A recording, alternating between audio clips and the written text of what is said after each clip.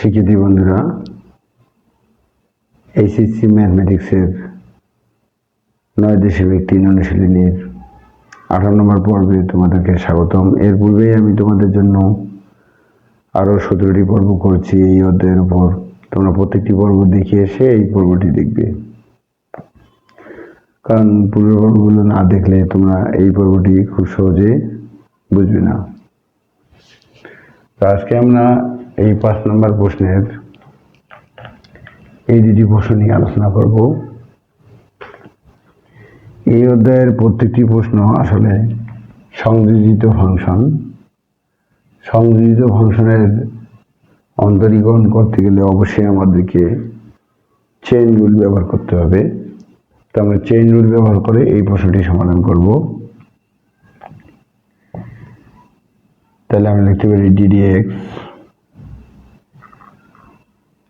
ln root x plus 1। আমরা জানি যে সরাসরি যে সূত্রটি সেটা হলো ln x। ln x এর অন্তরীকরণ হলো 1/x। কিন্তু এই প্রশ্নটির মধ্যে আমরা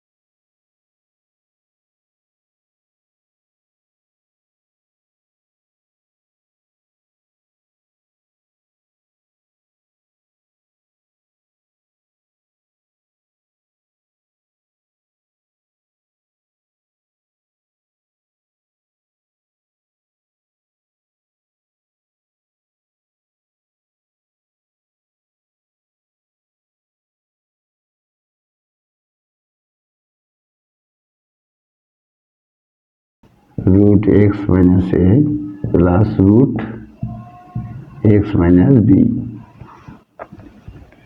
যেহেতু আমরা জানি ln x এর অন্তরীকরণ হলো 1/x, তাহলে এই প্রশ্নটিতে ln এর সাথে যেটা থাকবে এটাকে আমরা শুরুতেই x কল্পনা করব। তাহলে ln x এর অন্তরীকরণ হলো 1/x। x বলতে এটা পুরোটা। যেহেতু এটি সংযোজিত ফাংশন সেহেতু চেইন রুল ব্যবহার করে আমরা এর সমস্যা সমাধান করব। তাহলে ln x এর অন্তরীকরণ হলো 1/x। যেহেতু এটি x নয়, এই জন্য এটার অন্তরীকরণ আরেকবার √x minus a plus √x minus b। 1/√x minus a plus √x minus b। তাহলে রুট স্কয়ারের ভিতরে যেটা থাকবে সেটাকে আমরা x কল্পনা করব। যেমন √x এর অন্তরীকরণ হলো 1/2√x। তাহলে রুট স্কয়ারের ভিতরে যেটা থাকবে সেটাকে আমরা প্রথমে x যদি কল্পনা করি, তাহলে √x এর অন্তরীকরণ হলো 1/2√x।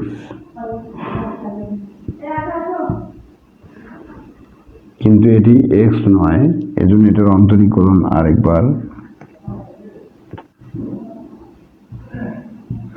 এটি যেহেতু সরাসরি এক্স নয়, এজন্য এটার অন্তরীকরণ আরেকবার, প্লাস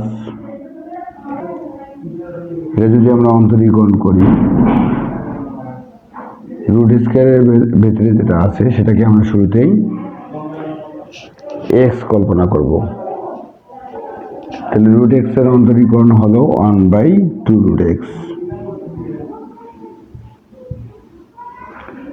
যেহেতু এটি এক্স নয়, এজন্য এটার অন্তরীকরণ আরেকবার, x minus B.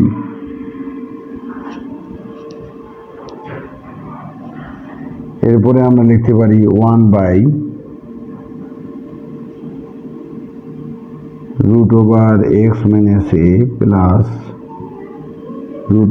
√x minus b into 1/2√x minus a।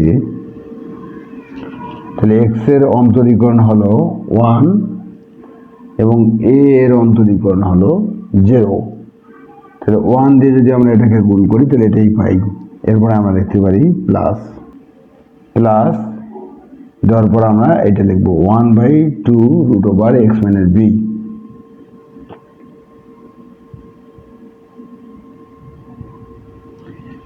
যদি এটার অন্তরীকরণ করি তাহলে x এর অন্তরীকরণ হলো 1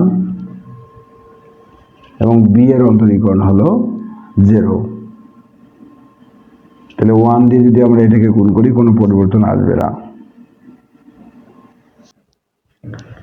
এরপর যেটা আমরা লিখতে পারবো 1/√x minus a plus √x minus b। যদি আমরা লসাগু করি, লসাগু করলে আমরা পাবো 2√x minus a dot √x minus b।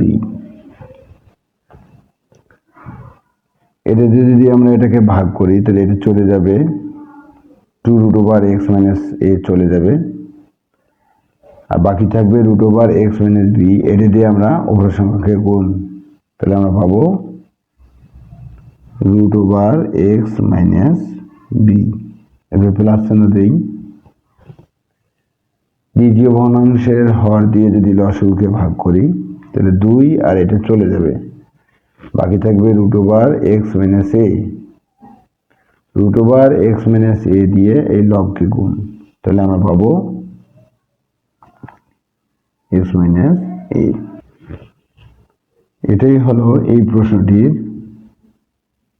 সমাধান। শিক্ষার্থী বন্ধুরা, ভিডিওটি দেখে তোমাদের বুঝতে সমস্যা হলে অবশ্যই আমাকে কমেন্ট করে জানাবে। শিক্ষার্থী বন্ধুরা, আশা করছি ভিডিওটি তোমাদেরকে ভালো লেগেছে। আর ভিডিওটি ভালো লাগলে অবশ্যই তোমরা তোমার বন্ধুদের মধ্যে বেশি বেশি করে ভিডিওটি শেয়ার করো, কারণ তোমার একটি শেয়ারেই শিক্ষার এই আলো পৌঁছতে পারে দেশ থেকে দেশান্তরে। আর এরকম নতুন নতুন ভিডিও পাওয়ার জন্য তোমরা আমার এই চ্যানেলটি সাবস্ক্রাইব করে বেল আইকনটি প্রেস করো। আর বেল আইকনটি প্রেস করলে নতুন ভিডিও আপলোড করার সাথে সাথে তোমাদের কাছে নোটিফিকেশন চলে যাবে। আর তোমাদের কীরকম ভিডিও দরকার তা আমার ফেসবুক পেজ ইমন পেজে গিয়ে কমেন্ট করে জানাও।